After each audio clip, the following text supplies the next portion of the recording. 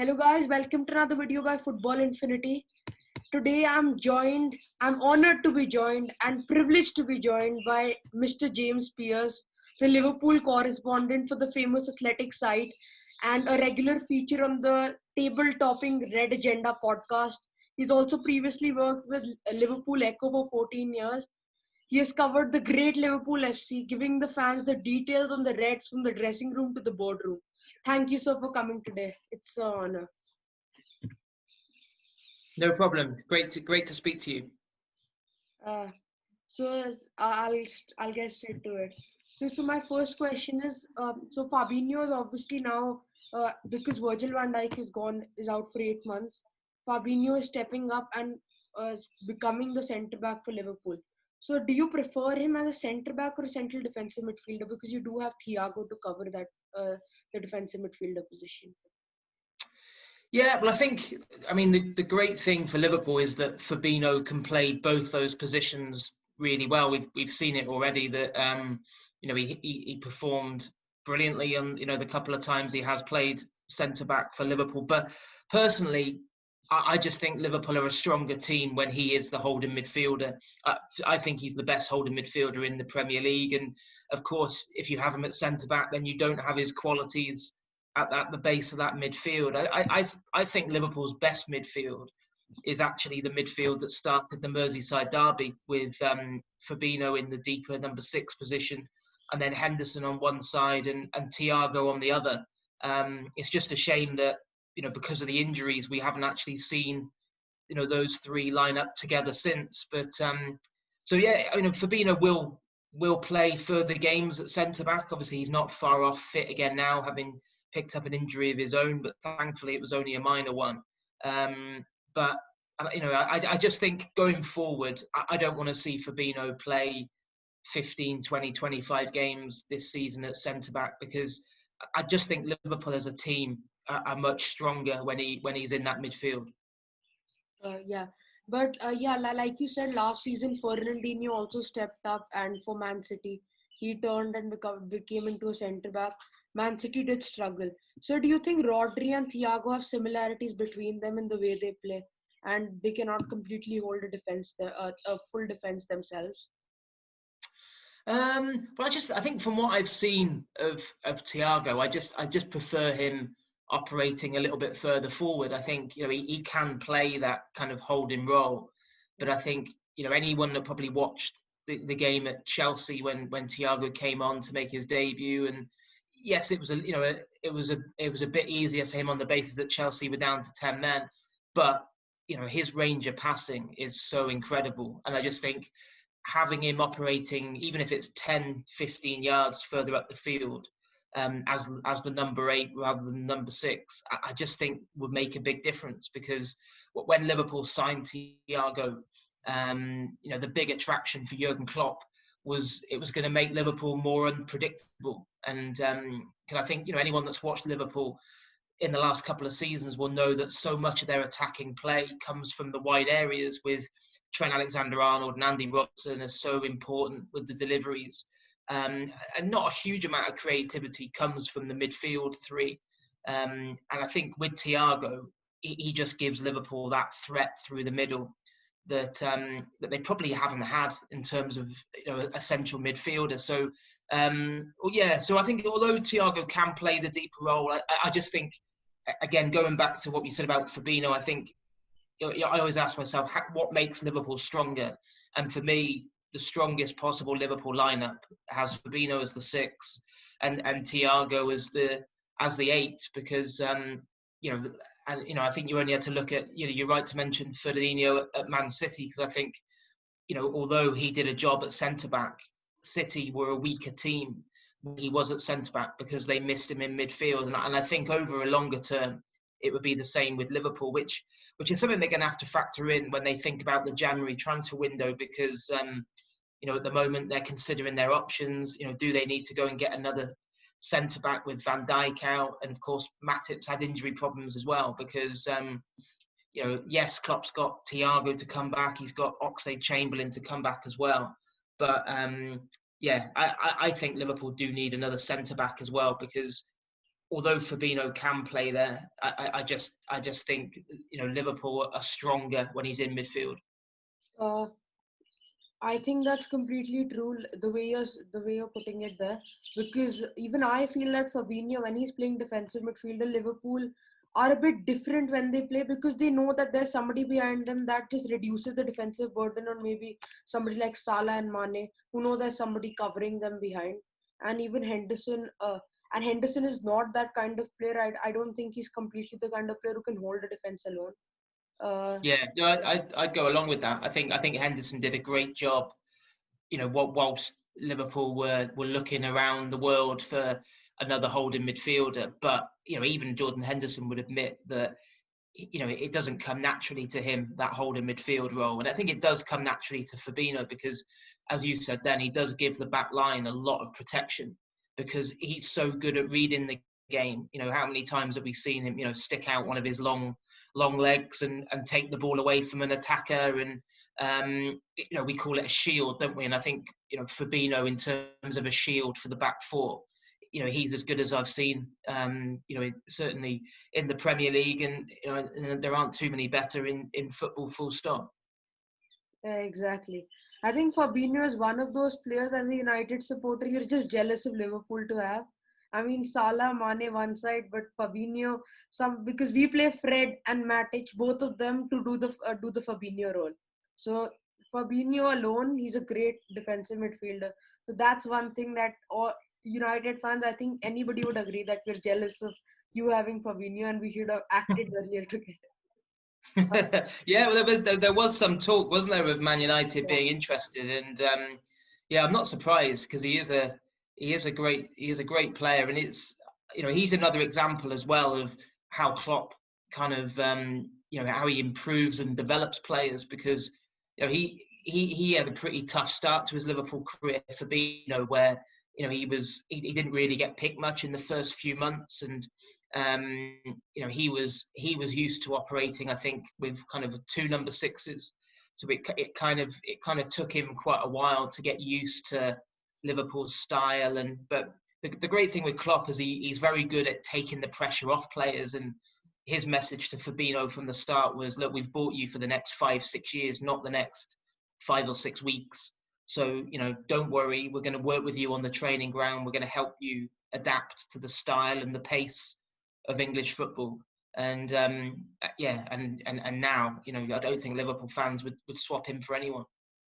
Yeah. So my next question, it's very reactive to the Man City game. So Liverpool did start with a front four with Diego, Jota, Firmino, Mane, and Salah. So do you think that's the way forward for Liverpool because they're obviously missing key players like Fabinho, Virgil van Dijk, and even Trent maybe now, and even Matip. So many players are out injured. So do you think that they're playing more attacking players just to, score more goals? So even if they concede, they're still having um, a lot of goals just to back that up. Yeah, it's an interesting point. I think Jurgen Klopp always talks about trying to catch opponents by surprise, and I think Liverpool definitely caught Pep Guardiola by surprise because I think Guardiola, like most of us, thought it was going to be a decision between Firmino and Jota who was going to start against Man City at the Etihad, and then Klopp ended up playing them both and playing a front four, which the formation at times in that opening half hour when Liverpool dominated was almost 4-2-4. It was so attacking, and so I don't think that will suddenly become the norm for Liverpool. I don't expect them to. I'd be really surprised if I think Leicester at home is the first game after the international break, and for example, I'd be surprised if he played the same formation in that one. But I think Klopp just likes to have different formations up his sleeve for different tests. I think we're more likely to see the front four all start together in games at Anfield when inevitably Liverpool are going to have 70-odd% possession. Teams are going to sit back and try and defend, and you probably don't need the 3-man midfield. I think Liverpool have got a game against Fulham not too far off. You'd imagine that's the kind of game where you could really go for it. But I think also that formation was also influenced by, as you said, the injuries, because Klopp prefers to play 4-3-3 with a three-man midfield. Yet, obviously, with no Fabinho, no Thiago, no Oxlade-Chamberlain, Keita's only just coming back to fitness, having been out for a month. It also meant his midfield options were really heavily reduced. So, I think that was also part of his decision-making, that he thought, well, actually, I've got, my decision is either I leave out Firmino or Jota, or I play them and then I don't play either Keita or Milner in midfield alongside Henderson and Wijnaldum. And I think he probably thought, do you know what? We're probably a better team for this game with Firmino and Jota both in than turning to Milner or Keita, who hadn't played much football at all. So we'll definitely see it again, the front four, but it won't become something that Liverpool do every week. So like again, do you think Diego Jota or Firmino, what would you prefer? Because Jota is obviously in the form of his life, already scoring a hat trick, but Firmino brings so much to the table, and he's obviously he's worth way more than goals. So would you like the combination of Firmino, Mane, and Salah, or the individual brilliance of Jota? For me personally, at the moment, I'd be picking Jota ahead of Firmino. But it is a tough call because you're right. You can't judge Firmino just on goals because he gives the team so much more. He's such an unselfish footballer, Roberto Firmino. Such a team player. Always trying to create space for other people. Always working so hard. And it's no wonder that pretty much every big game during Klopp's reign, he's been picked because Klopp trusts him to carry out, his orders, right down to the final word. I think, but what worries me a bit about Firmino is he's played a crazy amount of football in the last few seasons and had very little time off. And I just think he's lost his sparkle a little bit. I think those other elements of his game that we always praise him for, the link-up play, the creative spark, the passing, the pressing, the forcing of mistakes, the winning back possession inside the opposition final third. I just don't think he's been doing that as well this season, Firmino. So for me at the moment, if Liverpool are only playing a front three, which I think is what they will do still in most games, then I'd be picking Jota ahead of Firmino. But in saying that, the way this season is, with, you've got an entire season crammed into essentially a month less than normal, it means that the schedule is absolutely crazy. So, it's actually a really nice position for Jurgen Klopp to find himself in, because I think if you asked most Liverpool fans last season, they'd have said the real concern was that, with Salah, Mane, Firmino, Liverpool had an unbelievable front line. But if one of those was missing, then the quality went way down when you were bringing on, probably Divock Origi would have been the next in line. So, what a great position to be in now, where Klopp's got 4 absolutely top-class attackers. So I think we'll see rotation. I think it just means that Klopp can actually give some of those attacking players a breather, where probably last season he felt he couldn't. Exactly. So my next question is centric around the whole season till now for Liverpool. Do you think VAR is corrupt, sir? Do you think VAR is corrupt for Liverpool?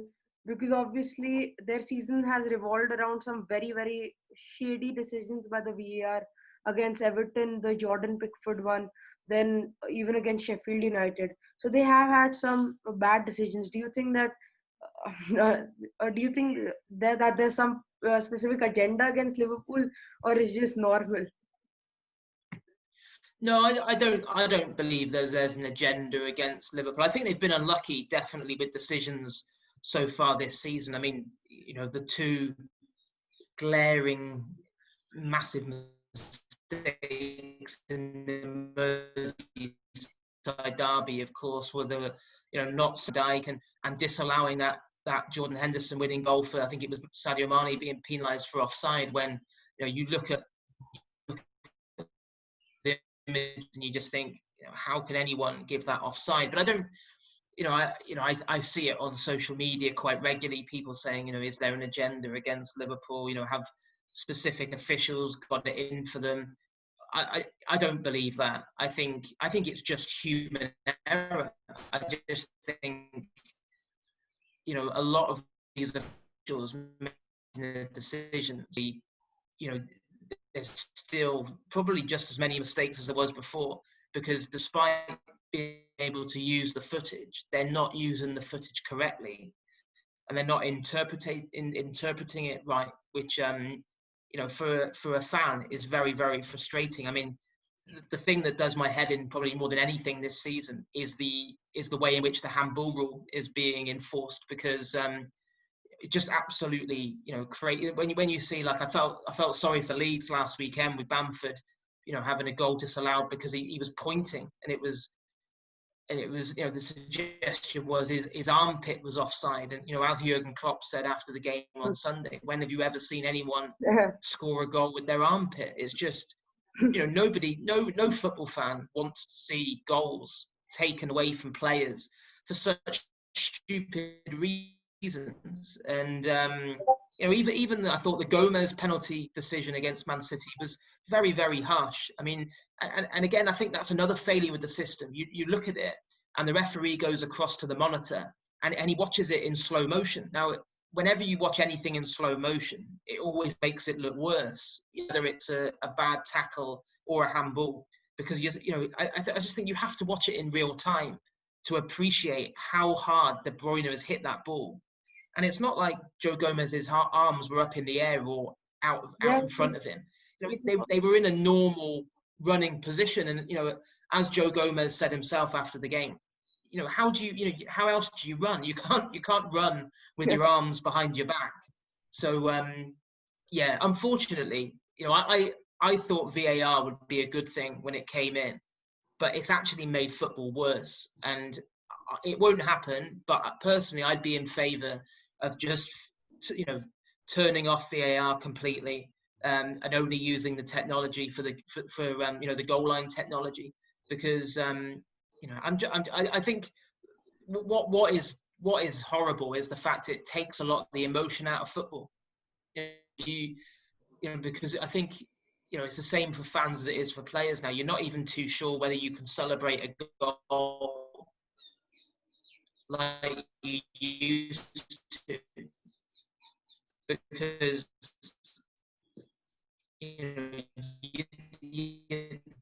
because there's so many different occasions now where they find some kind of way to chalk it off, whether it's an armpit offside in the build-up or whatever. So it's just that. Yeah, I completely agree with you. So my last question to you is, you've obviously made a great article recently on The Athletic about how it is to play under Jurgen Klopp. So guys, I hope you even check that out. So firstly, sir, can you just give us a brief of how it is to play under such a legendary manager? Because I know a lot of research went into that article. Yeah, thank you. Yeah, it did. A lot of work, and thankfully, I think people have enjoyed reading it so far. Yeah, I think when I was speaking to lots of Klopp's players, both past players and present players, the words intense and tiring and demanding and having to make a lot of sacrifices came up, because I think the Klopp's brand of football and the way he is as a person, he demands 100% focus and commitment. That's why he's been as successful as he has been.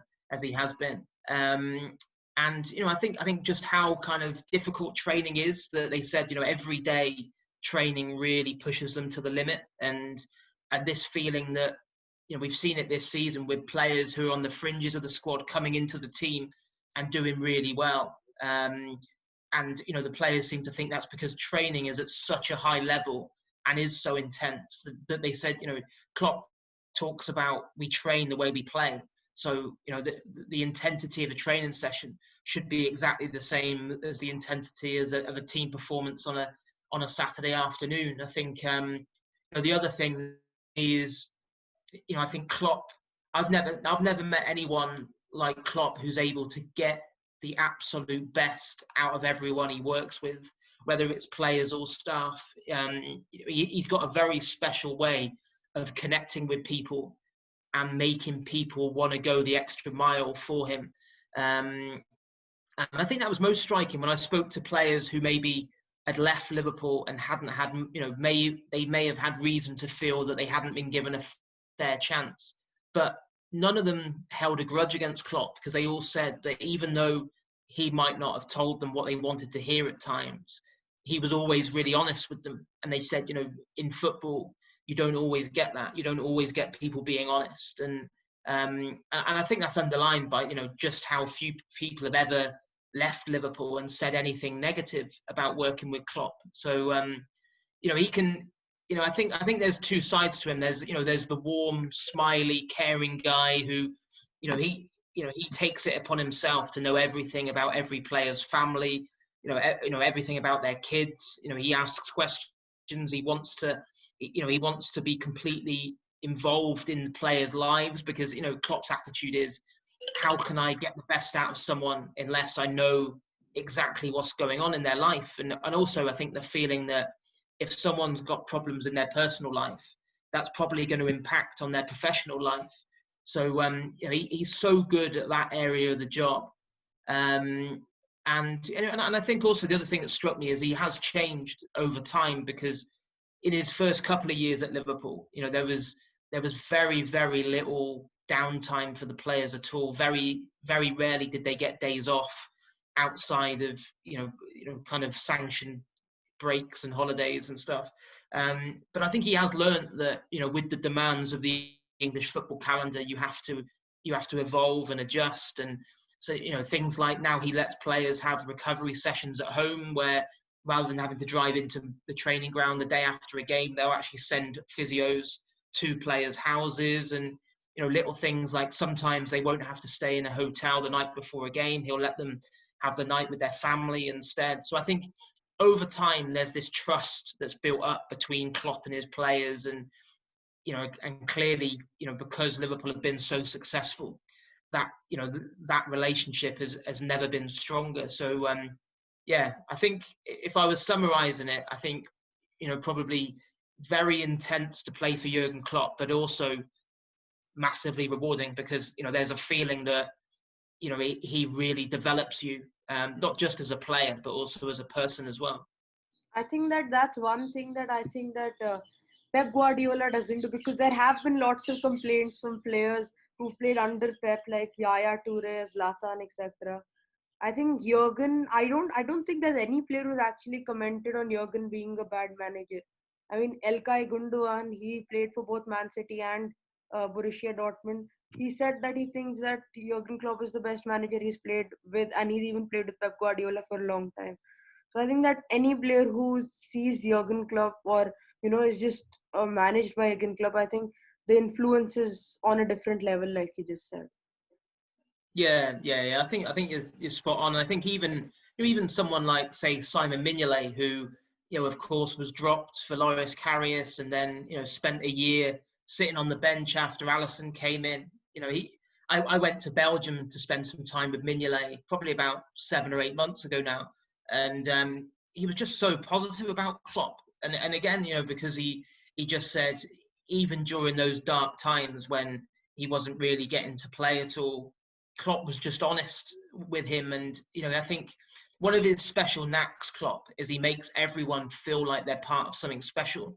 There's a story in that article about what it's like to play for Klopp, that in the changing room after they'd lifted the Premier League trophy, Klopp was singing the name of Andy Lonergan, who was Liverpool's 4th choice goalkeeper and never made a single appearance for the club. But so where some managers would have made a beeline for Salah or Mane or Van Dijk, and and bigged up their big stars who had played such a key role, in Klopp's head, he was thinking about those other players, the ones who hadn't really been involved, but are so key, I think, to the spirit and unity of the squad. Because if you've got people on the fringes of the squad moaning and groaning and and backbiting, it just creates negativity, doesn't it? So it was it was funny.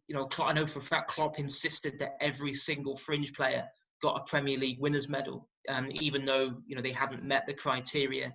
I think you had to have played five games to get one. But because for Klopp, everyone was in it together. Whether you'd played no games or whether you'd played all 38 in that Premier League title triumph. I think you're spot on that, because Jurgen Klopp as a manager, I think the kind of success he has had, I think he's had because of his players and how they've actually respected him throughout his journey. I don't think Pep has ever earned that respect from some of his players. He's not kept all of them happy, but Jurgen Klopp, that's one thing that I think that he's always fulfilled as a manager. Even Ole keeps everyone happy at United, but he's not as tactically astute as Jurgen Klopp. So thank you, sir, for coming. It's been an honor to having you here. It's uh, I've read all of your articles on the Athletic, and it's just like a dream to actually have you here on this on my YouTube channel. It's been amazing interview, sir. Thank you. Oh, no problem at all. It's been a pleasure chatting to you. Uh, Thank you.